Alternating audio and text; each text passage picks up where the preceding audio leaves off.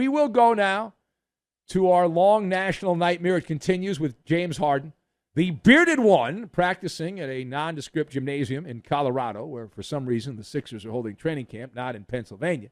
So the Sixers was allowing him to practice. He's apparently waiting to take an off-ramp. He would like to get away from the Delaware Valley. And we have some new information on this. I don't know if you've heard it or not. But we're hearing that the good ship Clip, the L.A. Clippers, the people's team's going to win the championship this year. They are, of course, James Harden. If you've been following this at all, we've talked about it in the past. The Clippers are James Harden's preferred destination. Why would you not want to go to the Clippers? And they're supposedly going to great lengths to improve their offer for the malcontent Philadelphia basketball star. The Sixers are said to be smitten kittens with Terrence Mann. There goes that man off to Pennsylvania. And they would like multiple first-round picks. They want some scratcher tickets. They like to play the lottery. Now, The Athletic says that the Clippers have been trying to make some other trades to get extra picks in order to acquire James Harden. They're bolstering their offer. Everyone loves draft capital. Who doesn't? I don't. I hate the draft. I trade F them picks, trade all the picks. I don't care. I mean, 90% of those guys don't live up to the hype anyway. All right, so let us discuss the question. Are you concerned that the Clippers are said to be infatuated with James Harden? So, does a dog have fleas? Yeah, more times than not, a wild dog does have fleas. Dadgummit. So, I've got long stem red rose, cruise control, and hazardous materials. And we'll combine all of these things together. And we will live to tell the tale. So, first of all, my position in this, I do have a little skin in the game. As you know, I am friends with Clipper Darryl, the top celebrity fan of the Clippers, and I'm a surrogate for the people's team. And this bothers me. I'm bothered by this. Not that James Harden is a terrible player. But I've just never been a fan of the way he plays. I'm not a fan of his game. Does that make me a bad person? Maybe it does. His style of play does not entertain me. It's dribble, dribble, dribble, dribble, dribble, dribble. And then look at the official, mad dog the official so you get a couple of foul shots. And if that doesn't work, just turn the game of basketball into a pop-a shot. Yeah. But the main thing is to bait the officials into some cheeseball foul call so you go to the line, the charity stripe. Harden has been a great stat compiler, but not a winner. There is a difference, right? He's got Hall of Fame numbers across the board. But in big moments, in his heyday with the Rockets, and he's continued that in Philadelphia, it's one of these like, eeny, meeny, miny, mo, which game will James Harden not show up in? And you're usually not that far off, right? Because while he has had some premium performances in playoff games, the book on Harden is regular season dynamo, who becomes Houdini in the playoffs that with sporadic malfunction. And I have the perfect analogy, as I am prematurely celebrating my analogy. You can let me know on X, at Ben Maller, if this is the perfect analogy. But the perfect analogy for James Harden. James Harden is like a long stem red rose. Looks pretty good, right? Looks pretty good. Smells nice, the long stem red rose. But when you try to hold that long stem red rose, you realize there are thorns. There are lots of thorns. And Harden has worn out his welcome. He's also 34, which in the real world ain't old, but in the sports world, you're getting old. And we have a saying, don't let a falling star fall on you. It's a bumper sticker saying on this show. Handle with care. Handle with care. Now, is it true that Kawhi Leonard, Paul George, and Russell Westbrook are banging the drum to convince Steve Ballmer to make the trades necessary to acquire what Philadelphia wants for James Harden, that he's the final piece to the Clipper puzzle, developing hot, ... Now, secondly, we go now to the land of the leprechaun.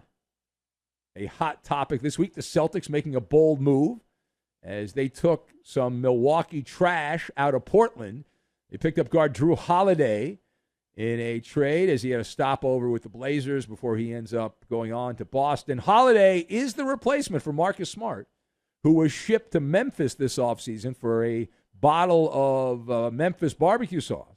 Now, Jrue Holiday's wife has spoken. I know you're very concerned about the wives and girlfriends of these players. So Jrue Holiday's wife called the trade to Boston personal. So, do you have empathy for the bride of Jrue Holiday?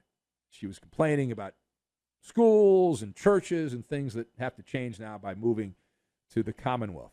So I am shaking my head no.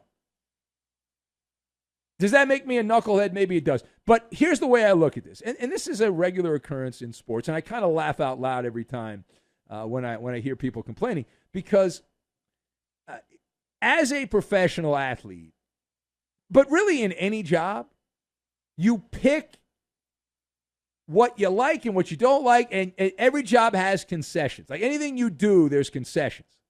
You take the good, you take the bad, you take them both, and there you have the facts of life. I learned that when I was a kid watching television.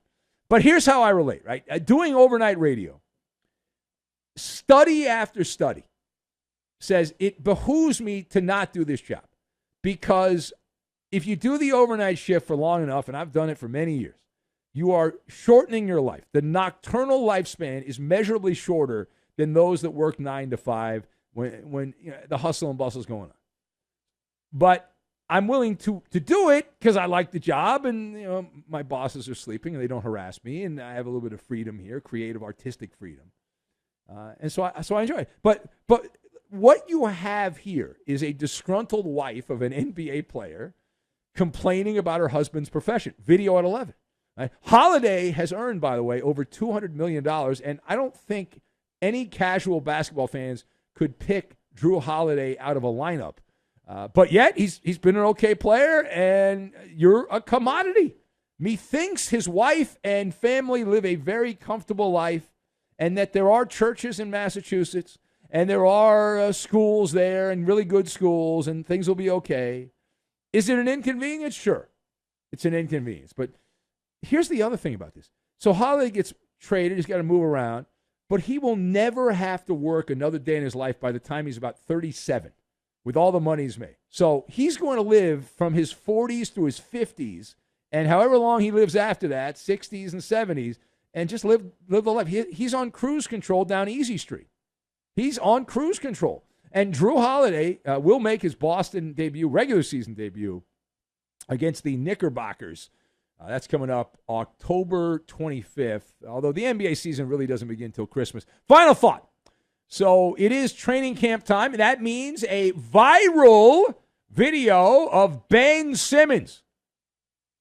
Now, we don't do shout-outs, or else we do a shout-out to Aussie Waz in Western Australia, the Aussie guy, or Aussie Momentum.